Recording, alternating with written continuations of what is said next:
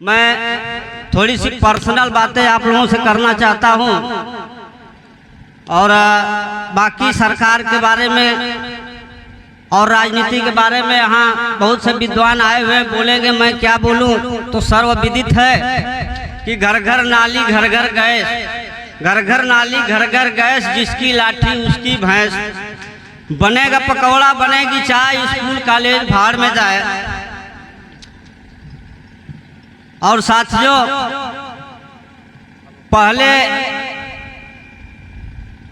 बाबा आए थे, जो है एक आसाराम बापू जी थे, तमाम बाबाओं को आप लोग जानते ही हैं। तो आजकल एक बाबा ने आह्वान किया है कि अंबेडकर जयंती बड़ी धूमधाम से मनाई जाए, सभी लोग, हमारे सारे देश के लोग मिल करके अंबेडकर जयंती को मनाएं, वो हमारे देवता हैं, उनकी पूजा करें। तो साथियों, मैं ये कहना चाहता हूं कि बाबा साहब को लोग, जैसे कि रविदास जी को इन लोगों ने जो है कि मंदिर में बिठा करके उनको विचारों को जानने से हमें वंचित कर दिया। हम केवल उनकी पूजा करते रह गए, उनको विचारों से हम हट गए, उनको विचारों को नहीं जान पाए। और इसे तमाम हमारे महापुरुष हुए जिन्हें केवल पूजा करके हम रह गए, उनके विचारों को नहीं जान पाए। वो लोग सामाजिक वैज्ञानिक थे, लेकिन हम उन्हें देवता बना करके रख दिए। तो यही चाल हो रही है। कैसी आज़ादी यहाँ सवेरों से डर लगता है, कैसी आज़ादी है यहाँ सवेरों से डर लगता है, जब से लुटा उजाले में अंधेरों से डर लगता है। पाखंडी बाबाओं के करतूतों का ये आलम है, अब तो कोठों से भी ज्यादा डेरों से डर लगता है। तो साथियों, मैं यही कहना चाहता हूँ कि बाबा साहब की जयंती तो हम मनाते हैं, लेकिन उनको मंदिर में बिठा करके हमें केवल पूजा नहीं करना है, उनके विचारों पे चलना है, उनके विचारों का भारत हमें बनाना है। तो बाबा साहब का जब नाम आता है तो बरबस मुझे एक शेर याद आता है कि जमाने तोड़कर तेरा हर एक दस्तूर जाऊंगा, जमाने तोड़कर तेरा हर एक दस्तूर जाऊंगा, नशे में चूर आया था नशे में चूर जाऊंगा। बाबा साहब शिक्षा की नशा लेकर के पैदा हुए थे और मरते दम तक वो शिक्षा की नशा लेकर के ही मरे, शिक्षारत रहे। तो जमाने तोड़कर तेरा हर एक दस्तूर जाऊंगा, नशे में चूर आया था नशे में चूर जाऊंगा। ये दुनिया कोयला समझती है मुझे, मगर एक दिन जलूंगा, इस कदर मैं होके कोहिनूर जाऊंगा। बाबा साहब इतनी ऊंचाई पे गए, इतनी ऊंचाई पे गए कि आज उनको छूने वाला अभी तक कोई पैदा नहीं हुआ है। एक शेर मुझे बरबस और याद आ रहा है कि अरे पर्वत तू कल तक जिसकी लाचारी पे हंसता था, अरे पर्वत कल तक तू जिसकी लाचारी पे हंसता था, तेरी चोटी पे बैठा है वही बैसाखियां लेकर। तो बाबा साहब उस ऊंचाई पर बैठे हुए हैं। मुझे आप लोगों से एक बात कहना है कि ये जो भ्रम फैलाया गया है हमारे बीच में कि जैसे हमारे कबीरदास को कहा गया कि वो पैर कटा करके बैठे थे काशी में, कि आपका मरना वहाँ मगहर में लिखा है, काशी में लिखा है, आपकी मौत काशी में मगहर में लिखी है। उनको पैर कटवा दिया गया, उनको काशी में बिठा दिया गया, मगर ये सब भ्रम था, ये सब झूठ है। इसी तरीके से रविदास जी को बताया गया कि उन्होंने पत्थर की मूर्ति उनके कहने से गंगा जी में तैरने लगी। ये सारे भ्रम को दूर करना है तो हमारे साथी यहाँ पे किताब बेच रहे हैं, उन किताबों को आप लोग जरूर खरीदें, जरूर पढ़ें, और तभी हमारा भ्रम दूर होगा। आज क्या जो खोज करके हमारे लेखक साथी जो हमारे सामने परोस रहे हैं उनको हम पढ़ेंगे, तभी जानेंगे कि सच्चाई क्या है, हम भ्रम से दूर हो जाएंगे। और संविधान तो आप अपने घर में जरूर रखें, क्योंकि संविधान कहता है कि तुम्हारे हर तकलीफों का मुकम्मल जवाब हूँ, तुम्हारी हर तकलीफों का मुकम्मल जवाब हूँ। समय मिले तो मुझे पढ़ना, मैं भारत का संविधान हूँ। तो इसलिए संविधान भी हमें रखना जरूरी है। और अपने बच्चों को शिक्षा में बहुत ज़्यादा आगे बढ़ाएं। मैं आप लोगों को बता दे रहा हूँ, मैं केवल कक्षा 4 तक पढ़ा हूँ, इसलिए आप लोगों के सामने ऐसी मेरी आवाज़ काँप रही है, लेकिन फिर भी मेरा अध्ययन आज भी जारी रहता है। मैं मेहनत करके ईंटा गारा कर करके अपने 6 बच्चों को मैंने बहुत पढ़ाया, जहाँ तक हो सका अभी तक पढ़ा रहा हूँ। केवल कांची राम साहब की जीवनी पढ़ के और हमारे जो संत महात्मा पुरुष हुए उनकी जीवनी पढ़ करके हमें हिम्मत मिली और हम लड़ते रहे, ईंटा गारा करके मेहनत करके मजदूरी करके अपने बच्चों को अभी तक हम पढ़ा रहे हैं। और मेरे पूरे समाज से मेरा यही कहना है कि आप लोग वहाँ तक पढ़ावें। तो समय मेरी लगभग समाप्त होती है। बाबा साहब के बारे में कवि ने कोई शायरी बहुत अच्छी लिखी है कि जब तुम आओगी तो खोया हुआ पाओगे मुझे, मेरी तन्हाई में ख्वाबों के सिवा कुछ भी नहीं, मेरे कमरे को सजाने की तमन्ना है तुम्हें, मेरे कमरे में किताबों के सिवा कुछ भी नहीं। तो आप किताबें जरूर रखें, किताबों को अपना साथी बनावें, तभी हमारा समाज आगे जाएगा। जय भीम, नमो बुद्धाय। धन्यवाद गुलाब बौद्ध जी। अब हमारे बीच में एक बच्ची है अनामिका। मैं अनामिका बहुत से चाहूँगा कि चूँकि आप बड़ी वक्ता हो, आप बोलने की माहिर हो, फिर भी समय को देखते हुए चूँकि बड़े वक्ता और बहुत ज़्यादा वक्ता हैं, इसलिए आपको भी मैं मैक्सिमम 5 मिनट, उसके बाद मैं आपको टोक दूंगा, आप आएँ और मंच संभालें। अनामिका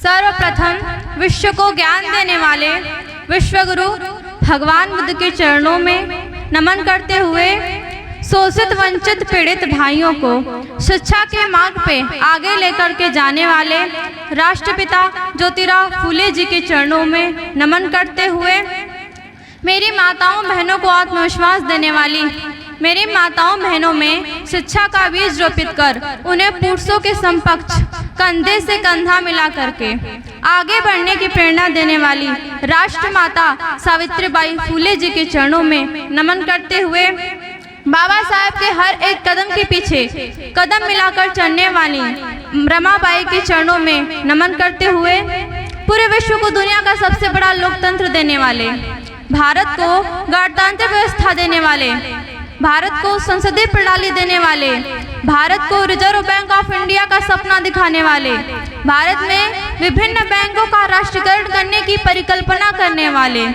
विश्व का सबसे बड़ा संविधान लिखने वाले, the symbol of knowledge Bodhisattva Baba Saheb doctor Bhimrao Ambedkar ji के चरणों में नमन करती हूँ। यहाँ पर बैठे हुए बड़े बूढ़े माताओं बहनों तथा मंच पर उपस्थित मंचाशील गणमान्य को मेरा जय भीम, नमो बुद्धाय। देखिए, मैं ज़्यादा कुछ ना कहते हुए बाबा साहब की एक बात तो कहना चाहूँगी कि बाबा साहब ने कहा था, मैं किसी समाज की तरक्की इस बात से तय करता हूँ कि उस समाज में महिलाओं की कितनी भागीदारी है। लेकिन हमारे समाज के लोग इस बात को समझ नहीं पाते हैं।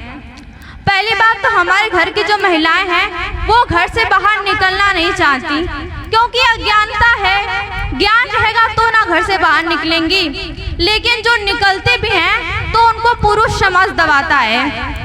ज्योतिबा फूले जी ने कहा था कि जिस घर में महिला शिक्षित हो जाती है उस घर में पूरा परिवार शिक्षित हो जाता है। तो महिलाओं का शिक्षित होना बहुत ज़्यादा ज़रूरी है और मैं चाहती हूँ कि हर एक कार्यक्रम में महिलाओं को भी 50% भागीदारी हो। मुख्य वक्ता को छोड़कर आधा समय जो होता है वो महिलाओं को दिया जाए। अगर आप किसी भी कार्यक्रम में जैसे शिव चर्चा में चली जाइए तो वहाँ पे आपने गौर किया होगा कि वहाँ पे महिलाओं की कितनी संख्या होती है और पुरुषों की कितनी संख्या होती है। आपने देखा होगा कि नहीं, वहाँ पे पुरुषों मतलब एक पंडित होता होगा और 2-3 गांव के बुढ़े बैठे होंगे, बाकी जो सारी जनसंख्या होती है वो सिर्फ महिलाओं की होती है। यही रीजन है कि उनका समाज धर्म में धार्मिक रूप से मजबूत है। क्यों? क्योंकि उनकी महिलाएं उनका साथ देती हैं, वो अपने बच्चों को ये सब सिखाती हैं। लेकिन हमारी महिलाएं आगे नहीं आना चाहती और जो आगे आती भी हैं उनको दबाया जाता है। आप लोग खुद सोचिए कि अगर ज्योतिबा फुले का साथ सावित्रीबाई फुले नहीं देती तो क्या वो लोग इतने महान हो पाते? अगर रमाबाई का बाबा साहब का साथ माता रमाबाई ना देती तो क्या हम लोग यहाँ पर कुर्सी पे बैठ गए होते? क्या मैं स्पीच दे रही होती? क्या हमारे समाज के लोग पढ़ रहे होते? लेकिन हमारे समाज के लोग इस बात को समझते नहीं हैं, तो हमें इसे समझने की जरूरत है। माता रमाबाई और ज्योतिबा फुले को घर से बाहर निकाल दिया गया था क्योंकि ज्योतिबा फुले ने उनको पढ़ा लिखा कर शिक्षित कर दिया, लेकिन उन्होंने हार नहीं मानी और 15 मई 1847 को पूना में प्रथम महिला विद्यालय खोला और 1854 में पूना व पूना के आसपास लगभग 18 विद्यालयों की स्थापना की। सावित्रीबाई ने विधवा विवाह निषेध, पहले वो प्रथा हुआ करती थी, इसमें ये होता था कि एक विधवा शादी नहीं कर सकती है, कारण इसकी वजह से उसके परिवार द्वारा ही उसका शारीरिक शोषण होता था। तो जगह जगह से खबर आती थी कि किसी कुएं में, किसी पेड़ के नीचे, किसी नदी में अवैध बच्चा मरा पाया गया है। तो सावित्रीबाई ने जब उनको देखा तो उन्हें लगा कि हमें इसका प्रबंध करना चाहिए। ये जो अन्याय हमारे समाज की महिलाओं और के साथ चल रहा है उसे खत्म करना चाहिए। इसीलिए उन्होंने बाल हत्या प्रतिबंध गृह खोला, जिसे आप कह सकते हैं कि अनाथ आश्रम खोला, और उस अनाथ आश्रम के बाहर एक बोर्ड टांग दिया कि अपने अवैध बच्चों को मत मारो, उन्हें कुओं और नदियों में मत फेंको, उन्हें हमें दो, हम उनका पालन पोषण करेंगे।